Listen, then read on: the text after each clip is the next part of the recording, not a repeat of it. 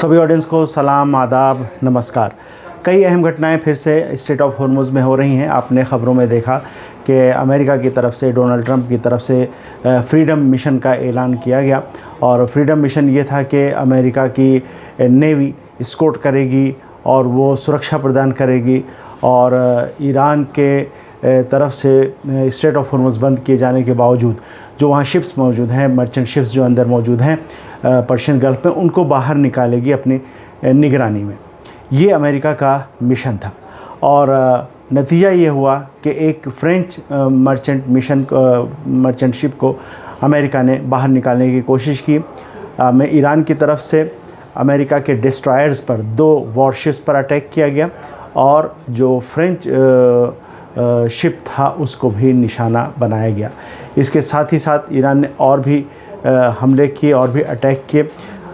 UAE में attack हुए, Fujairah port पर अटैक हुए। ईरान का कहना है कि वो अटैक ईरान ने नहीं किए हैं, लेकिन बहरहाल अटैक हुए, और एक तरह से पैगाम ये भी चला गया। अब इसमें यह है कि और भी कुछ बातें हैं कि यूएई पे अगर ईरान ने अटैक नहीं किया तो किसने अटैक किया है। ईरान के एलाइज हो सकते हैं इस हमले में, या इज़राइल की तरफ से कोई फॉल्स फ्लैग अटैक भी हो सकता है, कुछ भी कहा जा सकता है। लेकिन बहरहाल ये जब घटनाएं हुई, नतीजा ये हुआ कि डोनाल्ड ट्रंप ने कुछ ही घंटों के अंदर फ्रीडम मिशन बंद करने का ऐलान कर दिया, और इस ऐलान के साथ ही उनके इस नए प्लान की हवा निकल गई। एक चीज़ अहम यहाँ पर यह हुई कि डोनाल्ड ट्रंप ने ये मिशन शुरू करने से पहले, अब ये रिपोर्टें आ गई हैं अमेरिकी मीडिया में कि ईरान को उन्होंने प्राइवेट मैसेज भेजा था कि अमेरिका ये मिशन शुरू करने जा रहा है। मैसेज भेजने का मतलब ये था कि ईरान चूँकि सीज़ फायर का दौर चल रहा है तो उसको ध्यान में रखते हुए अटैक ना करे, और अमेरिका जो कोशिश कर रहा है उसको कोशिश को कामयाब होने दे।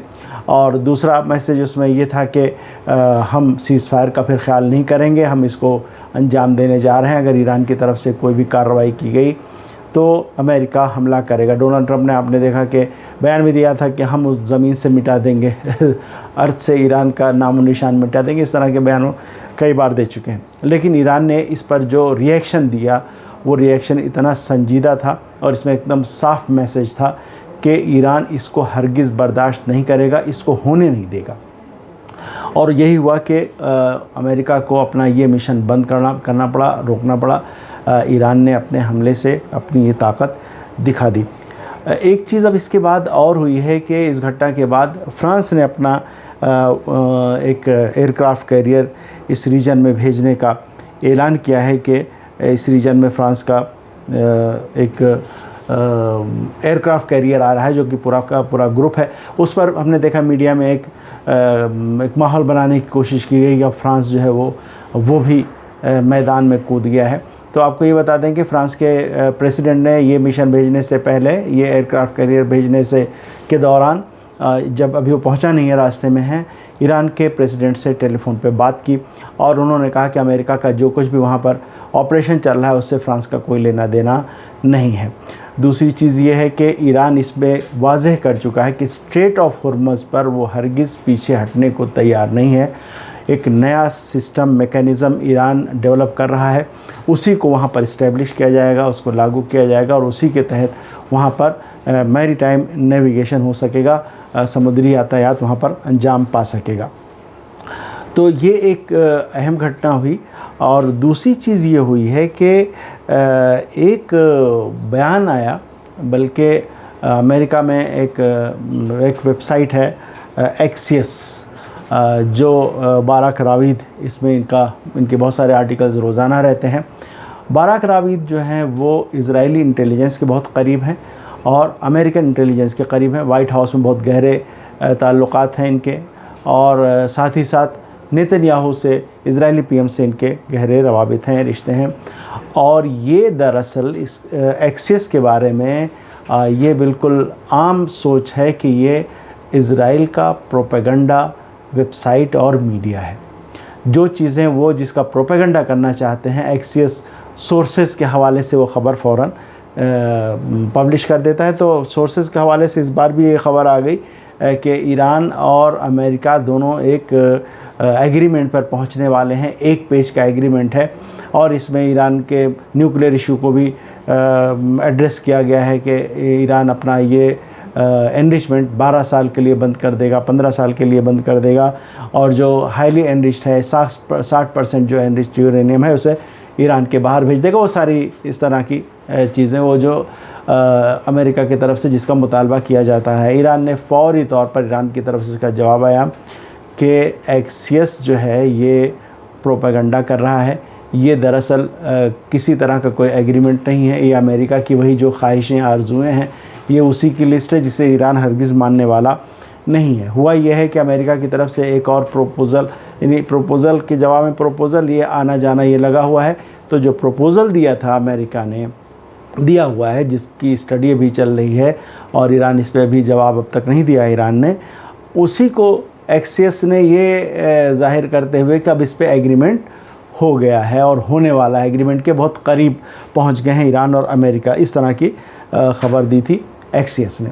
बहरहाल इसका खंडन कर दिया गया कि ये प्रोपेगेंडे का हिस्सा। मैं एक डॉक्टर मरंदी हैं, मोहम्मद मरंदी, आपने देखा होगा मीडिया में काफ़ी ये ईरान का स्टैंड रखते रहे हैं और रख रहे हैं, और ईरान की जो वार्ताकार टीम थी, जो मुज़ाकराती टीम थी, उसमें ये एडवाइज़र के तौर पर पाकिस्तान गए थे, उससे जुड़े हुए हैं। तो एक अहम आदमी हैं, उन्होंने ख़ुद डायरेक्ट एक्सियस के बारे में ट्वीट किया, जो एक्सियस ने रिपोर्ट दी कि Axios is a tool for White House market manipulation, यानी ये ख़बरें दे कि वो कि तेल की कीमतें नीचे आ जाएं और स्टॉक्स की कीमतें ऊपर चली जाए, इस तरह की हरकतें एक्सियस कर रहा है। तो ये असल में यूँ कह सकते हैं एक्सियस का जो रिकॉर्ड है वो इसी तरह का है कि ये दरअसल इज़राइल के लिए और इज़राइली लॉबी जो अमेरिका में उसके लिए ये एक तरह से मीडिया टूल का काम करता है।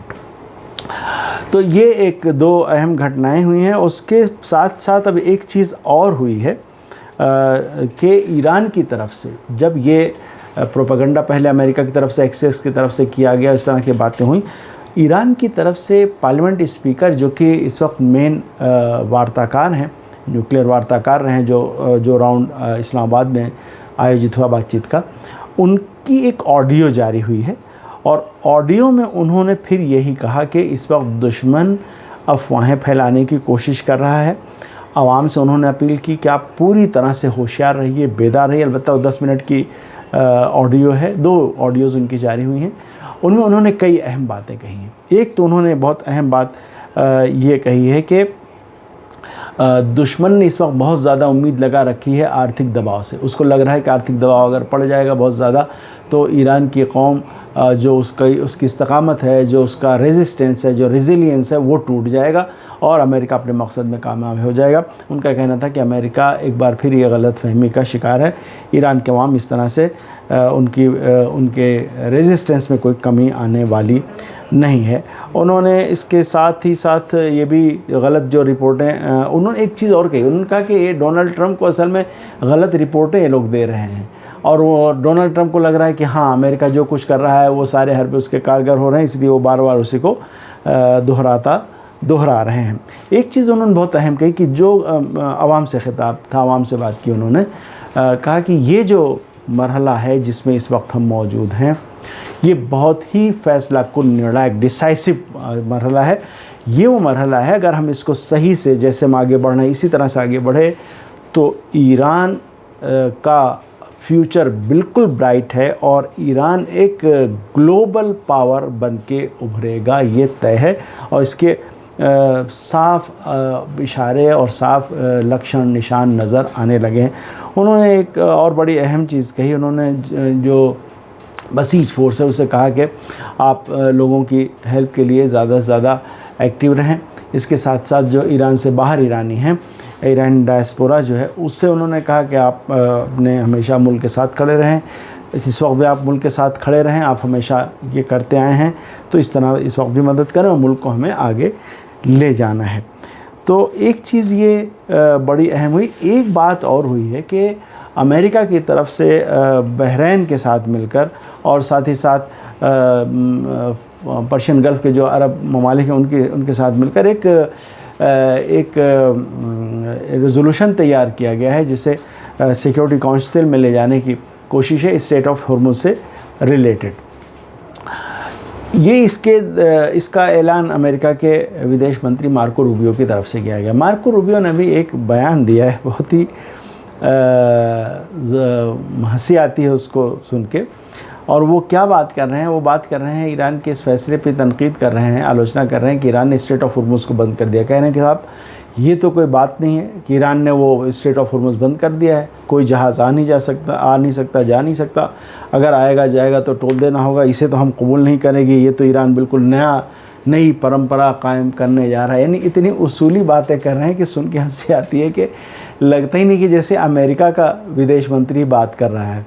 ये मार्को रूबियो बिल्कुल जो हॉक्स कहे जाते हैं अमेरिका में ना, जो जंग के बिल्कुल दीवाने यानी क्रेज़ी बिल्कुल जंग के लिए कि हाँ बस जंग होनी, जैसे जॉन बोल्टन टाइप के लोग कि किसी तरह से हमला हो जाए और हमला करके ये ले लें वो ले लें, इस तरह का मिजाज रहा है। यहाँ तक वो कह चुके पहले कि ईरान जैसे मुल्क को जो अंतर्राष्ट्रीय कानून है उनसे फ़ायदा उठाने की और उन्हें इस्तेमाल करने की इजाज़त ही नहीं होनी चाहिए, इस तरह की बात कर रहे थे। अब वो उनको सारा कानून याद आ रहा है। वो कह रहे हैं कि साहब जो है ईरान ने तो ऐसा कह दिया, तो नई परंपरा शुरू करने जा रहा है। तो इस तरह के बयान मार्को रूबियो दे रहे हैं। अलबत्ता इसके साथ ही ये भी एक बयान आ गया है मीडिया में कि रशिया ने इशारा दे दिया वो इसको वीटो कर देगा, जैसा कि इससे पहले भी रशिया और चाइना वीटो कर चुके हैं इसी तरह का प्रस्ताव। एक चीज़ और आई है, वॉशिंगटन पोस्ट ने एक ख़बर प्रकाशित की जिसमें ये बताया गया कि ईरान ने इस जंग में दरअसल 15 या 16 अमेरिकी बेसेस को तबाह करके रख दिया है। इन बेसेस में 217 से ज़्यादा जो इमारतें थी, इंस्टॉलेशंस थे और उपकरण थे, यानी कई तरह के राडार, कम्युनिकेशन सेंटर और कुछ जेट्स और रिफ्यूलिंग जेट्स, इस तरह के या आवाक्स, वो उनकी संख्या 200 से ज़्यादा है। 217 ईरान ने तबाह किए। और रिपोर्ट ये उसका जो टाइटल है, वो हेडलाइन है उसकी, वो ये है कि ईरान ने जो हमले किए हैं उससे जो नुकसान पहुंचा है वो उससे कहीं ज़्यादा है जो अमेरिकन एडमिनिस्ट्रेशन, ट्रंप एडमिनिस्ट्रेशन जो बता रहा है। तो ईरान के इन हमलों की तफसीलात अब धीरे धीरे और सामने आ रही हैं कि ईरान ने किस तरह से हमला किया। और आप यकीन जानिए कि अगर अमेरिका सीज़ फायर के लिए तैयार हुआ है तो इसकी वजह भी सिर्फ यही है कि ईरान का जो अटैकिंग पावर था, ईरान का जो मिसाइल पावर था, वो पूरी तरह से कारगर साबित हुआ और वो ज़बरदस्त तरीके से उसका सबक मिला अमेरिका को भी और इज़राइल को भी साथ ही साथ, और इनके जो एलाइज़ हैं उनको भी। देखिए, इसमें जो ईरान ने जिन चीज़ों को तबाह किया है उनमें राडार हैं, SPY-132, AN/TPY-2, ये सब थर्ड राडार हैं, जो बड़े राडार हैं, लॉन्ग रेंज के राडार हैं, शॉर्ट रेंज के राडार हैं, उनको ईरान ने तबाह किया। थर्ड मिसाइल जो इंटरसेप्टर होते हैं, ईरान ने उनको तबाह किया। उसके अलावा पैट्रियट मिसाइल जो है वो तबाह किए, आवाक्स तबाह किए।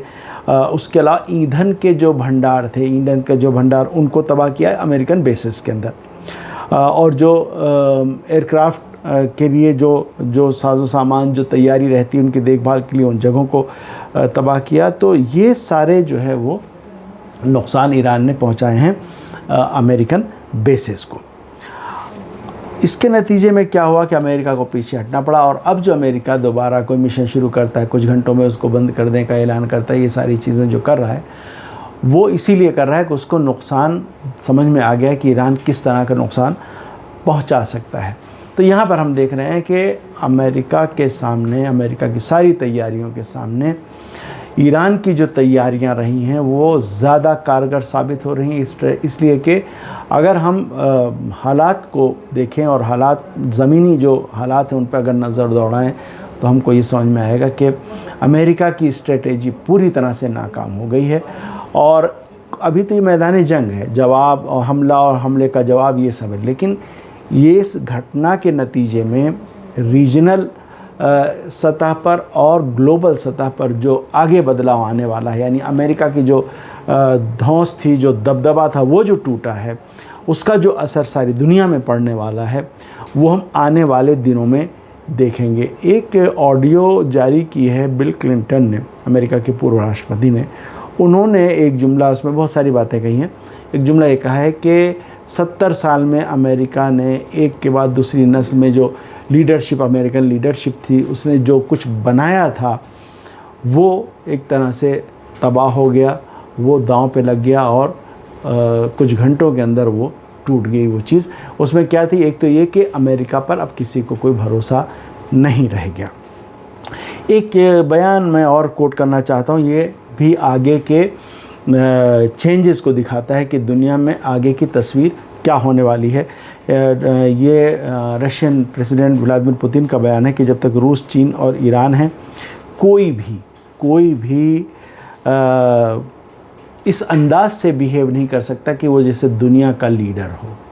ये इशारा है अमेरिका की तरफ, डोनाल्ड ट्रंप की तरफ, कि अगर कोई सोचता है कि हम इस तरह से बिहेव करें कि हम दुनिया के लीडर हैं, दुनिया के मालिक हैं, सुपर पावर हैं, तो जब तक चीन, रशिया और ईरान है तब तक ये मुमकिन नहीं होगा।